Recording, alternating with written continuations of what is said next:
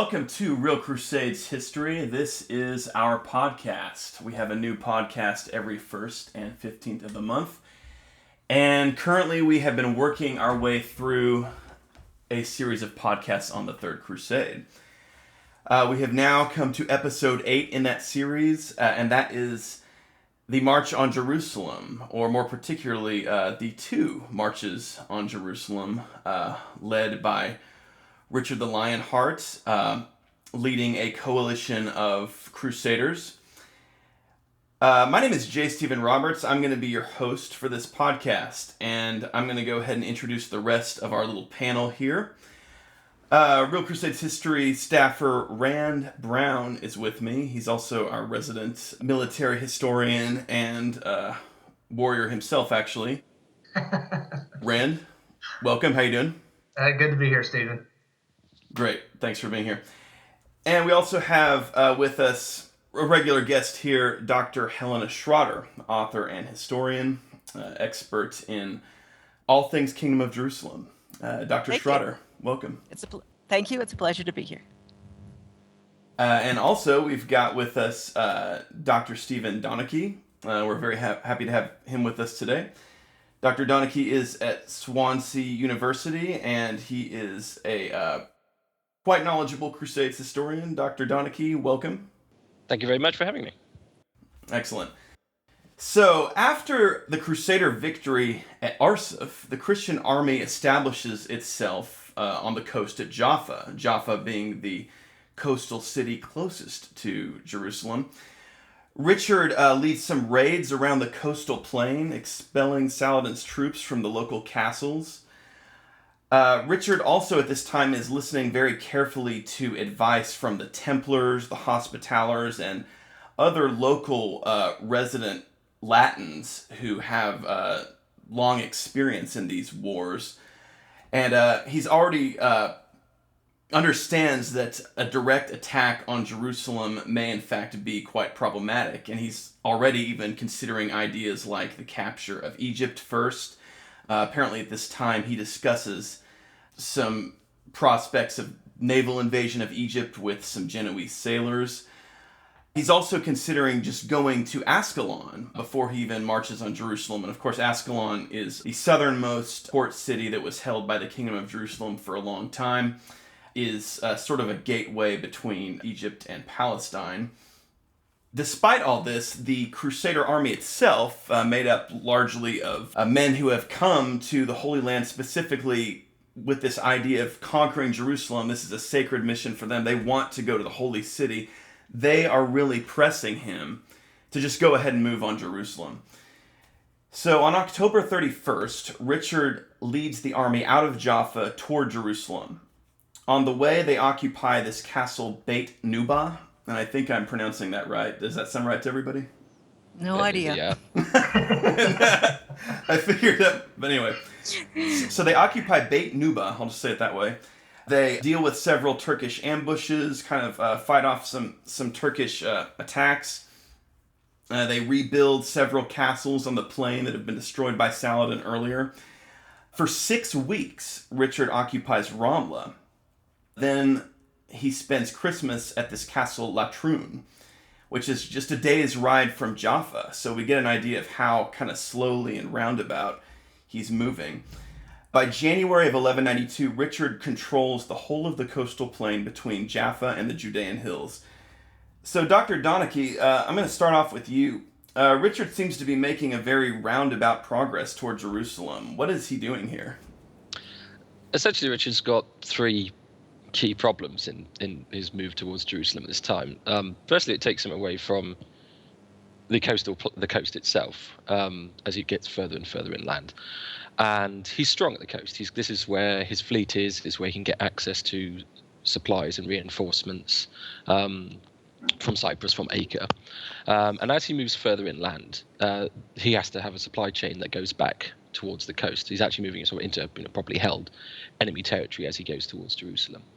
And he needs to secure the supply chain, and he needs to do this by securing, refortifying his various towns, villages, castles along the way, so that he can, if he is going to prosecute a siege against the city, he will be able to do it and not have to fear about being cut off by Saladin.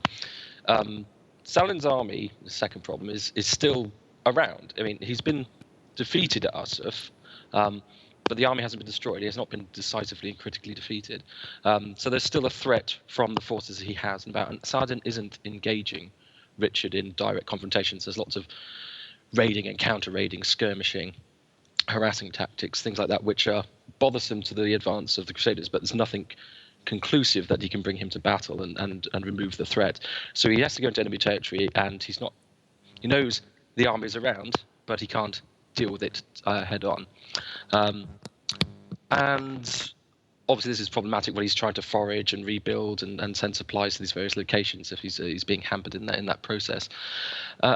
Thirdly, he sets out in the end of October, beginning of November. It's the very end, the very, very end of the campaigning season.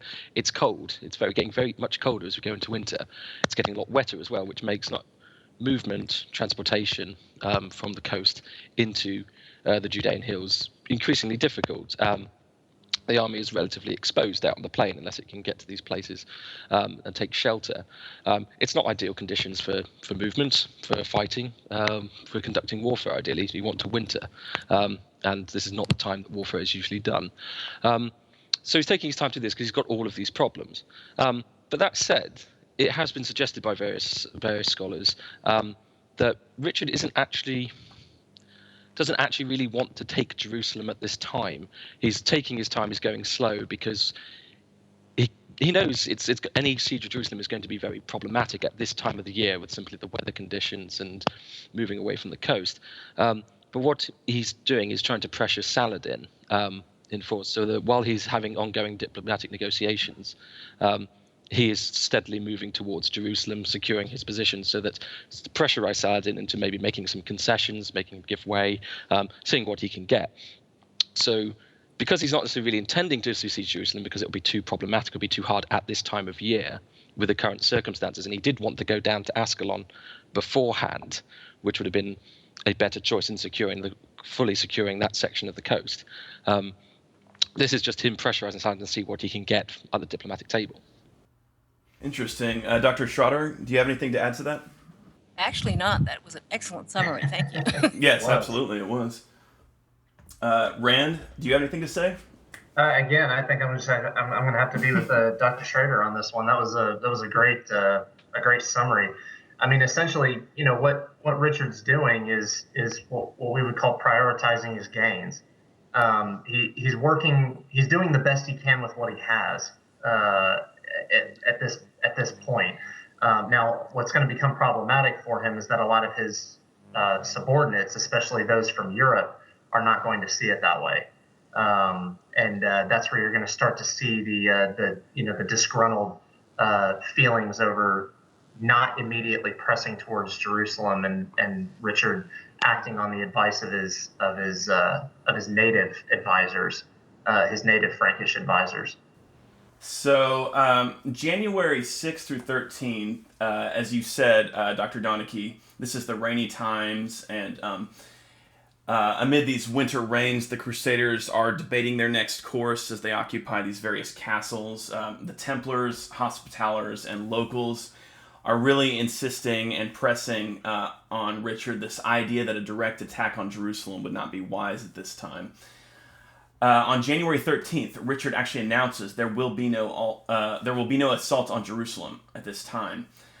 Again, as you were saying, Rand, a lot of these Crusaders, this is the vow they have made. They want to just get to Jerusalem. So, a lot of these guys, they're not necessarily looking maybe at this overall strategic approach that Richard is taking and that the Templars understand. They want to go to the Holy City. Hugh of Burgundy at this point, who is heading the French contingent after the withdrawal of Philip II earlier, he withdraws support from Richard at this point. Dr. Schrader, what is going on at this phase here? Why does Richard decide against a move on Jerusalem? In a way, Dr. Donnachie's already said what the problems are, but just to reiterate, what you have is at this point we know that Saladin has actually fortified Jerusalem, so that whereas in the early stages we were talking about the approach, Saladin has kept his army in the field and has continued to harass the Crusaders as they move or as when they're in camp. As they get, and I don't know exactly the date, but around December, Saladin actually takes up a position in Jerusalem. Now, he takes up a position with an army that is at least, there are some reports that say he dismissed some of his army, but he certainly retained his own Mamluk, his bodyguard, his brothers with him, with his bodyguard. So you've got several thousand elite Mamluks, at least, if not more, in the city of Jerusalem. And you remember when they take Jerusalem, when you take Jerusalem in October of 1187, they undermined one portion of the wall about 40 meters long, but that is easily repaired. The city was not destroyed, so it is still a completely defensible city. And unlike Balian de Ibelin, who had, himself and 80 young youths that he knighted, and basically, as they say, 50 women and children for every fighting man, Saladin has a garrison of elite Mamluk troops.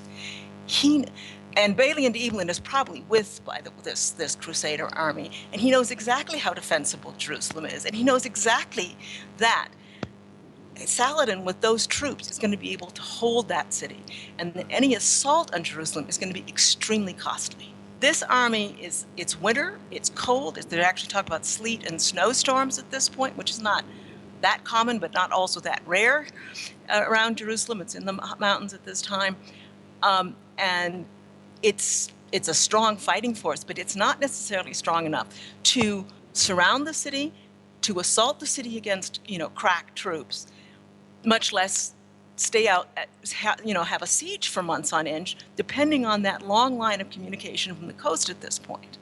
So there's basically isn't any reasonable way the army can take the city of Jerusalem in January of 1192. It's just plain, I'm going to say military logic. And so the issue is convincing all those people, as you say, that aren't strategic thinking beings necessarily, and have come for the sake of taking Jerusalem, that it's pointless. Yeah. Rand, what do you think? Two things really come to mind. The first is that people need to, especially people now, have difficulty realizing that warfare in that period was heavily, that the initiative rested far more heavily on the defensive, because of the use of castles and fortifications and things like that. In modern times, we're used to the initiative resting with the offense. Firepower, maneuver, movement, things like that. In the Middle Ages, it was the opposite. Whoever could control those defensive points in a region, for the most part, controlled that region. And while you could have very brief spurts of brilliant offensives, even those were very limited in what they could accomplish. So Richard, being the skilled commander that he was for his time, knows that if Saladin has made Jerusalem such a hard nut to crack, such a hard target, they're not going to be able to take it. No matter how zealously they go after it. In fact, that might even hurt them, like it did at Hattin. And you would have had people in his army who knew that. So it's really, Richard's drive down the coast and seizure of the fortified port cities and things like that. He's still working under the common mode of warfare for that time, in which you had to seize those defensive points, and if you couldn't, you were going to fail. And then I guess the other thing the second thing that comes to mind is that with this with the Crusaders from Europe, wanting so badly to go after Jerusalem, even in spite of sound strategy from what it looks like. People also need to remember that this isn't because European medievals at that time were such a bunch of crazed fanatics that that things like strategy just were tossed out the window and things like that. Right. What they do have to remember is that this was a time in European society when warriors occupied an entire social caste. They occupied an entire stratum within society, and it was very individualized. So, you didn't have nation states. You didn't have collectivized armies that answered to a unified political structure. It was all very local. It was all very individual still at this point in European history. So to them, fulfilling their oath, their Crusaders' oath of reaching Jerusalem, was a very big deal to them, Right. as individuals. That it had a lot to do with their prestige. It had a lot to do with their reputation.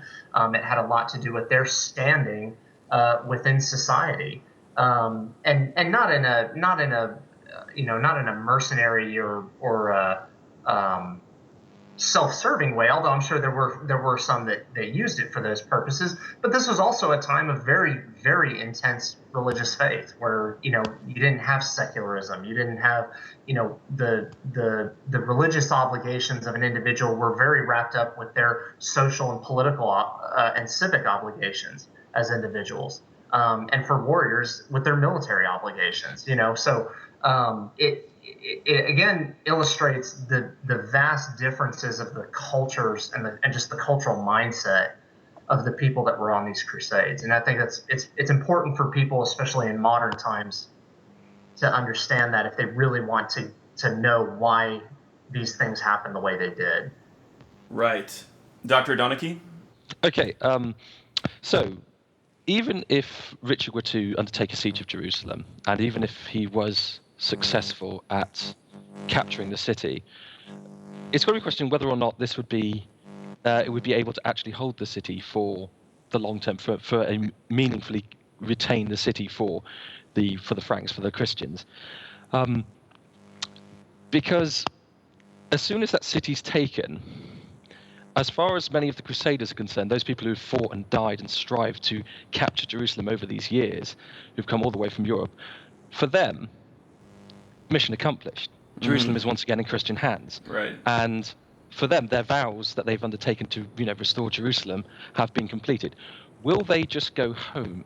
And the problem is, after the First Crusade, Jerusalem is captured, and people start to depart, even though the security of what would become the Kingdom of Jerusalem at large is by no means secure at that point. And if the Crusade then starts to fall apart because people are returning home, what more can Richard do to actually secure the city and hold it for the long term? In 1229, during the Sixth Crusade, when the Emperor Frederick II returns Jerusalem to Frankish control through negotiation, he leaves the Franks of the kingdom with what they consider to be completely unfeasible and unworkable borders to hold the city and defend it. And it's one of their main complaints against him, because he took this on unilaterally without their consulting them about it. And the native barons at this time would likewise, and the military orders would have been very aware of such things, that, fine, if you take Jerusalem, great, but we're going to still be the ones holding the ball afterwards.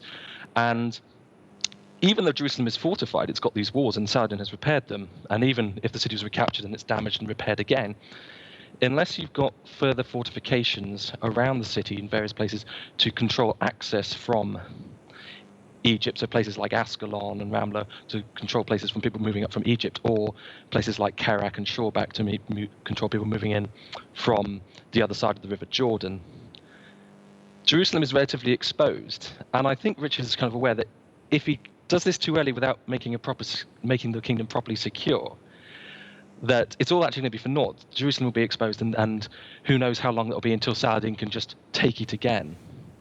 So at the end of January, Richard, he occupies Ascalon. So he goes down to Ascalon, and he and his army begin rebuilding this vital port city, which is at this crucial junction point between Egypt and Palestine. Rand, what do you think of Richard's strategy here in seizing and fortifying Ascalon? Really, the most important thing that he's accomplishing here is that Ascalon is at the very southern flank, if I remember my geography from the Palestinian coast. It's his very southern flank, and it's the hardest point there in the south for him. Richard knows that the vast bulk of Saladin's support comes from Egypt, and that, as both the 6-Day War and the Yom Kippur War in the 20th century showed, that region there where Palestine and Gaza meet is an extremely important choke point. It's literally the only way, unless you were to cross through the Red Sea and go up go up through the Arabian coast. It's literally the only way to move any forces to and from those areas. So Ascalon is incredibly important. It's a very important strategic hardpoint for Richard if he's going to protect himself on the southern coast. It also, if the theories about him considering an invasion of Egypt, Ascalon was probably going to be the point, the springboard point for such an operation. It had served that before. It was essentially the southern fortified linchpin for any operation that was going to involve both Palestine and Egypt. Right. It was going to introduce some serious problems for Saladin too if he was going to have another Crusader occupation of that port. So, Dr. Schrader, what do you think? Well, I think we should keep in mind that if Richard's goal is not just taking Jerusalem and going home, which I think is pretty clear by the way he's acting here, but if his goal is to help reestablish a viable kingdom of Jerusalem that's going to be sustainable, he needs to control Ascalon just as, the first Crusader kingdom of Jerusalem needed to control Ascalon. And in a way, if he can take Ascalon, then he's taken the coastline from Accra to Ascalon. Then after he leaves, actually, they'll be able to take the coastline going back up to Tripoli. But then you can start, again, establishing settlement and taking control of the fertile plain. The other thing we should keep in mind is if you're going to have a sustainable kingdom, you also have to have an economic base that's not just trade. You need to be able to feed your people. Mm-hmm. And the coastal plain down to Ascalon through Ibilin and Ramla is some of the most important areas for fruit and vegetables and other parts. The fertility of these places is hard to reconstruct, but I've seen some interesting maps that suggest that this coastal plain is very, very critical. It certainly is important to Israel today. So I think that's also part of the strategy, is establishing the economic viability of the kingdom by taking control of that strategic point of Ascalon and being able to then gradually reestablish settlement and control of the coast from there to Accra. Dr. Donnachie? Ascalon is obviously very important. The first king of Jerusalem during the 12th century spent a lot of time trying to capture the city and be a constant thorn in their side until 1153. Ascalon is the first major watering point for any galleys, any ships coming up from Egypt, moving up the Levantine coast. And thus, if you manage to take Ascalon, any hostile ships coming from Egypt have their operational limiting range severely reduced, because they haven't got access to the coast to take on water or food or supplies or men in sufficient quantity to raid further up and down the coast. And while the Christians have pretty much domination of the seas, even if it's only a handful of ships, they can prove themselves a considerable nuisance to the security and the integrity of any kingdom of Jerusalem that comes after this crusade. So holding on to those areas are incredibly important, because as much as they can be a launch pad for further attacks against Egypt in the future, that is Richard's intention, the same is also true in the reverse, in that as long as they remain in Muslim hands, there is the possibility they can be used to raid and hamper the coastline of the Kingdom of Jerusalem in the future. And certainly in the 1190s and early 13th century, continued control of various cities along the coast by particular emirs engaging in their own piratical raiding and activities against the coast in Cyprus proved something of an annoyance until they could be dealt with. So April of 1192 is a crucial month. Richard gets news that his viceroy in England has been deposed. Also, this is the month where the succession for the crown of Jerusalem is decided. That is this contest between Guy of Lusignan and Conrad of Montferrat for who will be the king of Jerusalem. And it's actually decided in Conrad's favor. However, on April 28th, Conrad is killed. He is killed by some members of the Hashashin order, the assassins. So, Dr. Donnachie, how do these two events play into Richard's strategy? In the case of the news from the Latin West that there's trouble back in his own realm.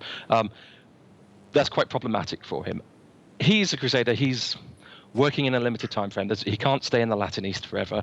He can't ignore his own domains, his realms back in the Latin West forever. He's got to go back at some point. He always knew that would be the case. The quite simple question is, how long? When? When does he have to go back? And this is just putting pressure on him to know that he's got to return sooner rather than later. He'd left England in the care of William Longchamp as his Chancellor and Chief Justiciar, who had proved very unpopular at home. Rivalries with Prince John, who'd returned to England. He'd had to send the Archbishop of Rouen back to deal with matters. His chancellor had been deposed, so he knows things are falling apart at home. He's got to get back and sort the matter out himself. He's the only one who can really do that with a suitable level of authority for his barons back in England and France. This is problematic because he knows he's got to go back sooner or later, which means he's got to put a limitation on what's actually achievable for him as this commander of the Third Crusaders. What is reasonable for him to be able to achieve? What objectives can he then set within this time frame that he now thinks he's got to have to work within? So that's problematic for that. For the Conrad, in some regards, this is actually a convenient benefit for him. He'd been supporting Guy de Lusignan, his man, throughout this contest, and the election of Conrad. He accepts this pragmatically so. Conrad isn't going to back down. Conrad's got the support of the native barons. Conrad's the better man for the job, really. And this kind of solves the problem for him, problem of this dispute, that Conrad is accepted and elected as the king, which means that if he has to go home, there's someone there on the ground that can do the job, and Guy is out. The assassination of Conrad kind of throws all that up in the air, because does this mean Guy is coming back? Is Guy going to suddenly come back? Are we going to have Guy? And that's going to be a problem. Fortunately, Henry, Count of Champagne, is quickly chosen to be king and married to Isabella the heiress. And this is again acceptable both to Richard, because he's his nephew, and also to the French Crusaders, Duke of Burgundy, because Henry is related to the King of France, Philip II, as well. And that solves that problem. And Guy is once again locked out, and there's an acceptable candidate on the throne. So Richard, if he does have to leave, at least there's an option for a more stable kingdom to remain behind, as the disputes between Guy and Conrad will have been brought to a conclusion. Dr. Schrader? What's, I think, really interesting at this point is that you also have the revolt in Cyprus going on. So the Templars have a full-scale revolt in Cyprus on their hands, and they don't want to focus on it. They want to have all of their manpower focused on regaining the Holy Land itself. So they offer to give Cyprus back, or they give Cyprus back to Richard. And this enables him to pay off Guy de Lusignan, distract him from the fact that he's losing Jerusalem by giving him something actually much more valuable, which is the kingdom, which is the island of Cyprus, not yet a kingdom, lordship. I've also always suspected that Richard may have had in mind that by giving the Lusignans Cyprus, he not only got them out of the Holy Land, but he hopefully kept them out of Poitou, where they were continuously rebellious and difficult. And the last thing he needed when Philip was about to start harassing him, or was already harassing his lands, his French Empire, was to have the Lusignans back on the ground and, joining up with Philip when it suited them. Now, in fact, he didn't keep all the Lusignans. Only Guy and Aimery remained the Holy Lands, but Geoffrey and Hugh were both with him on the crusade, and he may have hoped that they could have been bought off with Cyprus.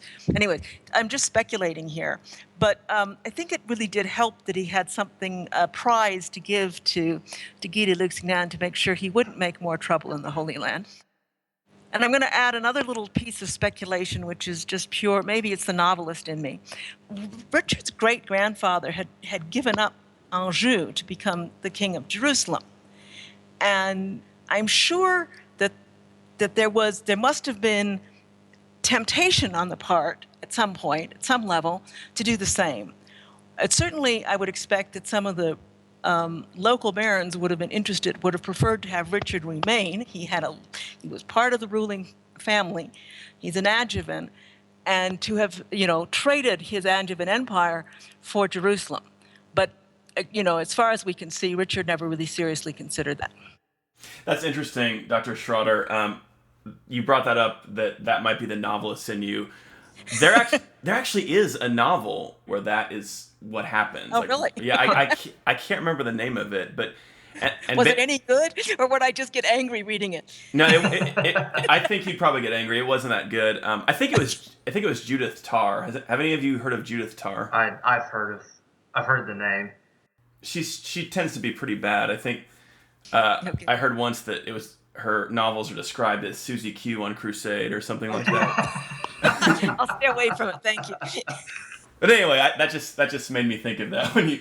But yeah, Okay. that is kind of an interesting thing to think about. Does anybody know of any, and we'll get back on track here, but does anybody know of any, is there anywhere in any of the sources that says anything about Richard possibly contemplating something so radical as actually himself trying to become king of Jerusalem, or is that pretty much pure speculation? I've never come across that suggestion before in anything I've read. Most of them focus on him simply, wanting to back the candidates that were in his sphere of influence. That being the primary objective of Richard's. Yeah. Anyway, that's kind of a fun little aside. But so the campaign continues. On May 22nd, Richard captures the fortress of Darum, which is located close to Ascalon, which he gives to Henry of Champagne.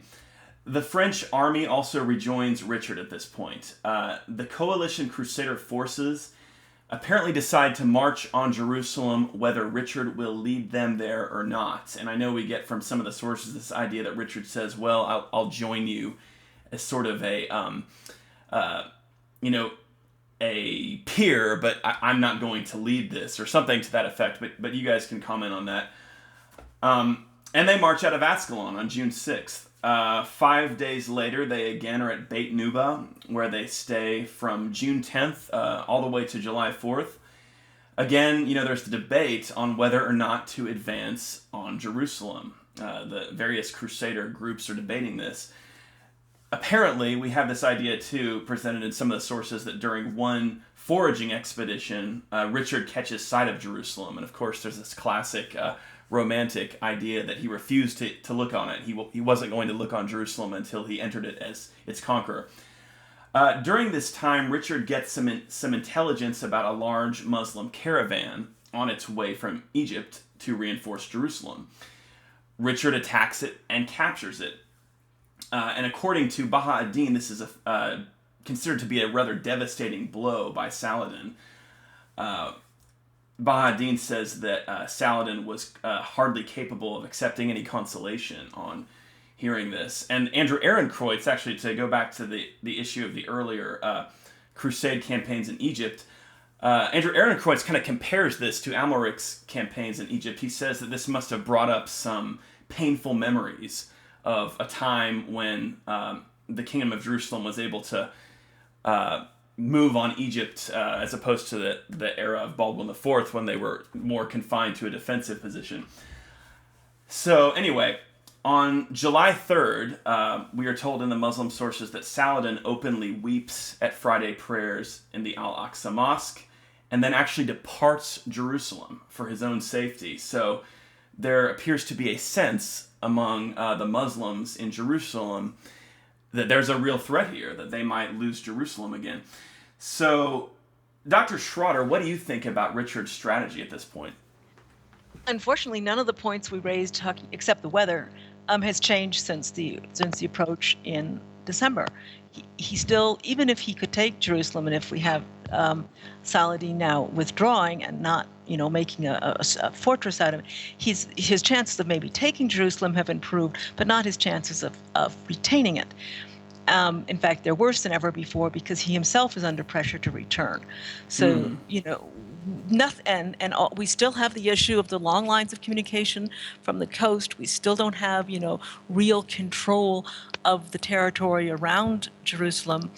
So there's nothing that has changed strategically that would make holding Jerusalem, as I say. The only thing that may have changed is that it may have been easier to take it if Saladin's now has decided he's not going to fight to the last man, as he appeared to be prepared to do in December.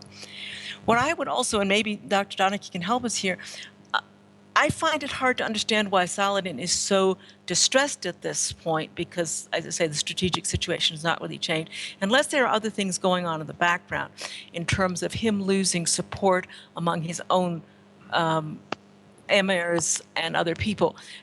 There's just, one caravan more or less is not going to make or break Saladin's power. So I'm wondering if there's things that are not so explicit in these sources, but that are taking place in the background, which have made Saladin feel discouraged, depressed. He's a year away from dying, after all. And if he's losing his own drive and commitment or something.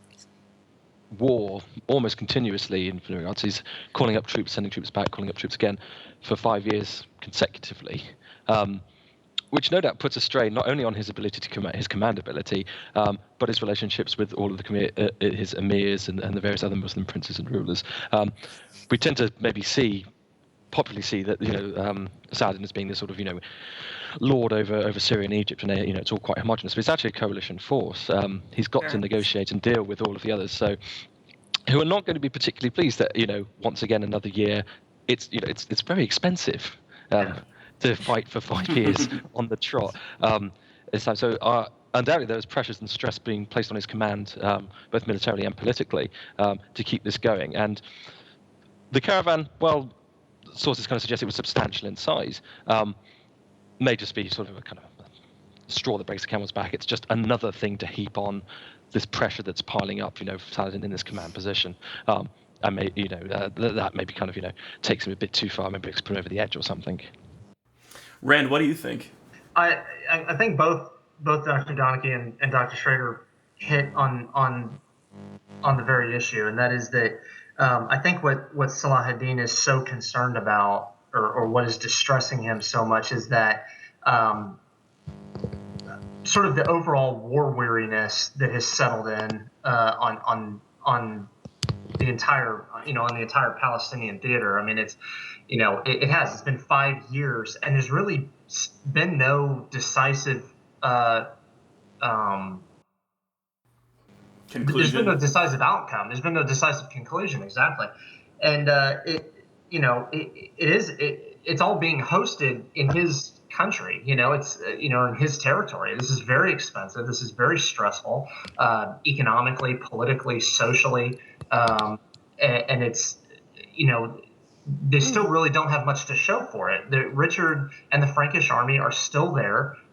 They're still thrusting and counter thrusting and refusing to get caught, in a place where they can be destroyed or making a mistake, making a blunder that they can exploit. And they're slowly but surely losing territory. It's primarily restrained to the coast at this point, but it's overall not looking good for him. And if you were to think of it in terms of maybe popular support, this is not something that's that the people of Saladin's coalition empire are going to be happy about.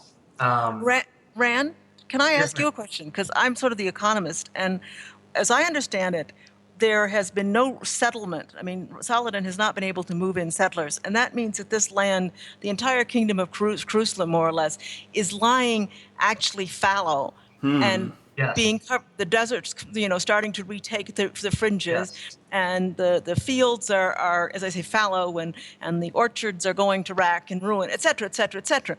So he's actually has to have lines of communication too. Saladin's entire army cannot live off the land very much anymore. Yes. Fodder for the horses, yes, but everything else he also has to bring in, no less than Richard.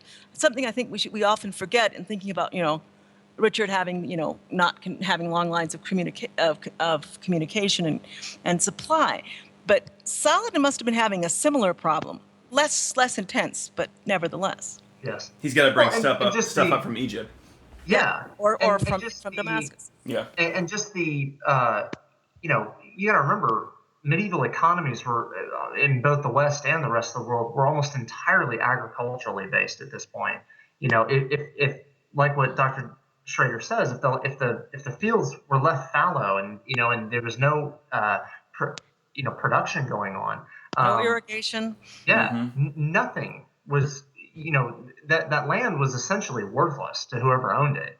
And if it was constantly taken up with campaigning and maneuvers of armies going back and forth with each other, that production was never going to happen. So I think with the thing I wanted to finish with was, everybody was talking about, that what is it that's distressing Saladin so much. Baha al-Din actually gives a fairly graphic picture of kind of the alarm that was going on in Saladin's headquarters element during this approach, right around early July. When it's recorded that he weeps at the Friday prayers. But the biggest one is that it's his emirs. It's his emirs are having to watch Jerusalem be frantically fortified again, which includes things like destroying the cisterns, the water cisterns around it. They get news that a fairly large, significant caravan is essentially schwacked, right outside of Jerusalem. It's they're seeing things, and that panic is infectious, and when one person starts it, the next start, and I think that combined with the war weariness, Saladin was probably a little concerned. In fact, probably not a little concerned that he how was he how successfully was he going to be able to keep this coalition together under his authority, especially if by some miracle the Crusaders are able to actually significantly threaten Jerusalem itself. After the capture of this Egyptian caravan, the Crusaders continued to disagree on whether or not to assault Jerusalem. The military orders and the local nobles continued to insist, as they have throughout this, that Richard should not attack the city. But again, there's this popular pressure from the Crusaders who've traveled from Europe. They still want to do it. At this point, Richard holds this council where he kind of gives the Templars and Hospitallers this prominent platform to really state that an attack on Jerusalem should not happen at this time, and Richard endorses that, and he announces that the army is going to again withdraw, and once again the French abandon Richard. So I want to get each of you commenting on this. Rand, if you want to start, what do you think? Did Richard make the right decision here? Absolutely. From a strategic standpoint, absolutely. Something that needs to be brought up is, again, in Saladin's efforts to harden his position at Jerusalem, and this was something he did multiple times, but again, like I mentioned earlier, he destroyed the cisterns, he ensured that there was no access to water around Jerusalem, and again, by doing that, you've essentially denied the ability for an army to operate within an entire region. And sieges took a long time at this, especially for a large city like Jerusalem, as had been seen before. So the Templars and the Hospitallers, they knew, they saw this, they knew exactly what was going to happen if the Crusader army attempted to actually invest Jerusalem. They knew what the outcome was going to be, and Richard was savvy enough, he was experienced enough to agree with them. Where the difficulty comes into play is, once again, the Crusader army is essentially split into two camps. One occupied by Richard and the military orders and the native Frankish nobility and military leaders, and then the knights and nobles from Europe, who they're still they're still beholden to this Crusader vow. And you can't really call it a leadership failure on Richard's part, because if there is no Crusader, if the Crusader army gets destroyed, then nobody's fulfilling their vows, and the whole effort was a failure. But at the same time, it's just going to show, I think, the intense pressure that Richard was under from a leadership perspective, of having to reconcile these two seemingly irreconcilable factions within his own army. Dr. Donnachie, what do you think? Did Richard make the right decision? He does, really. In the end, it's the most practical, it's the sensible decision, and that he should give such favour and placement to Templars and the Hospitallers makes complete sense. They, as the great international military orders, are the ones who have the resources and ability to consistently supply and maintain fighting forces in the defence of the Holy Land. Once the Crusade is over, a lot is going to rest on their shoulders to maintain the security, to do the fighting and the dying. It's going to be their blood and sweat, along with the native barons, who are going to keep it under Frankish control. And if they don't think it's feasible, if they don't think it's wise, then that's very telling. That sounds a lot, because it's going to be their task, their responsibility, once all the Crusaders have left. And it is the right decision. Ultimately, it's not much accomplished. He hasn't got Jerusalem, and that's problematic. And we often tend to. It's very you take a sort of popular view of the Third Crusade. It seems like the French are always consistently complaining and whining, this kind of thorn in the side of Richard. Again, the Duke of Burgundy has gone away again, and having some sort of tantrum or something. And the thing is that it's entirely understandable. The Duke of Burgundy, the Crusaders, who have strived and fought and died, seen their friends killed, and all of the horrors of war and of starvation and deprivation over the years of campaigning, that some have been there since 1187, 1188. And Jerusalem is tantalizingly close. Beit Nuba is only something like 12 miles or something from Jerusalem itself at this time. And to suddenly been told that everything you've been strived for, everything you've been working for, everything your friends have died for, and it's not going to happen, must be cataclysmic, absolutely catastrophic for a sense of morale. And they're angry, and they retire from the army in sort of anger and disgust. And it's an entirely understandable reaction to the situation.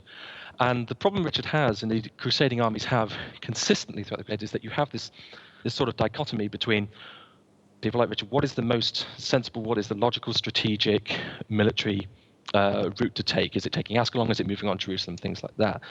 And then you have this pressure, this popular pressure from within the army, from within the Crusaders, within the people, the masses, who have been hyped up on the idea of capturing Jerusalem and saving the Holy Land, saving the Holy City.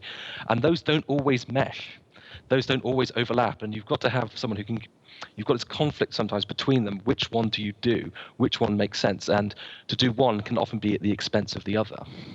And Richard makes the right call, and that's at the expense of the feelings and of the army, the French Crusaders and Duke of Burgundy. Right, the religious feelings. Dr. Schrader, what do you think? Right decision? Wrong decision?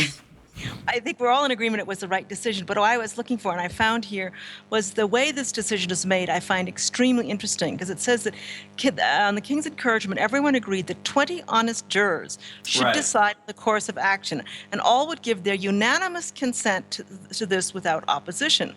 And therefore, the following were chosen to make the decision: 5 Hospitallers, 5 Templars, 5 natives of the land of Syria, and 5 French chiefs. So Richard actually stays out of it. He doesn't even allow his vassals to take part of it. And we have a situation where those 5 French, although we were talking about the French withdrawing and the Duke of Burgundy being mad, it's hard for me to believe the Duke of Burgundy wasn't one of those 5 men. I really find that very hard to believe, but okay, maybe he wasn't. They don't say he was. They were convinced by the arguments, because it is a unanimous decision. And I find it fascinating also because most people looking at the Middle Ages think of it as a time of some sort of royal absolutism, which it most certainly was not. Not at all. People confuse later absolutism and sort of transport it back. But you have a period here where Richard takes himself out of the decision making. He says, look, elect 5 people to represent you and then accept their decision. And the decision is unanimous to withdraw, and that can only be because reasonable men sitting in those positions, as I say, were convinced by the arguments of, as you say, Templars, Hospitallers, but also the native barons, and I think Dr. Donnachie will support me on this. As I say, Balian's defended Jerusalem before. He knows what he's talking about. And they say it can't be done. There's reasons for them for saying it's not. And they managed to convince those 5 French, at least. The problem is that the those 5 men representing the French, or the men sitting in council, will tend to be the more educated, the more rational, the more professional military, because they're going to have come from the knightly class. And convincing your average crusader of the strategic decision is, as you all both and all have said before, can be very, very difficult, because they are motivated more by the emotional desire to free Christ City. Right. Yeah, and I'm just going to kind of add my 2 cents too. I do think Richard made the right decision. And I think it's interesting too, because Richard, as you said earlier, Dr. Donnachie, he made the prudent decision, and not to take away from the fact that this was ultimately decided with a council, as you said, Dr. Schrader, but we do know Richard, this was his preference as well. Richard, while he tended to be very liberal with his own life, he was very conservative with the lives of his men and with his army. And that seems to be one of the reasons why throughout his life he was so successful militarily, is he tended to make the right decision. And so it kind of, as you and I talked about in the last podcast, Dr. Schrader, it kind of contradicts this Victorian idea of Richard as some kind of brutish thug who just was, threw himself into fighting, and he was an incredibly capable strategic thinker, and that's an example of this. So, all right, well, that kind of brings us to the end of our podcast. This was a really good one. I'm really glad we got to discuss this. So, first of all, Rand, I want to thank you for being here. Absolutely, thank you. Great. And Dr. Donnachie, always a pleasure to have you. Thanks for being with us. Thank you very much. And Dr. Schrader, it's always great to have you here as well. Thanks for joining us today. It's fun. Thank you. Yeah, it is fun. And Dr. Schrader, we just got your the reviews for your 2 books so far about Balian up, so that's pretty exciting. You can check that out on the Real Crusades History blog at the front of our website. So Please.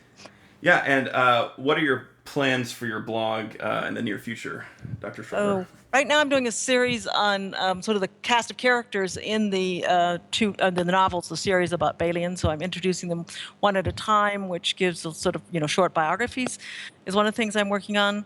And otherwise, I'm looking a little bit at the history of Ibelin. I just did one on Balian's father, the first Ibelin, and I'll be looking at his older brother Hugh next time around. So sort of get the background for the novels, hopefully to whet people's appetite.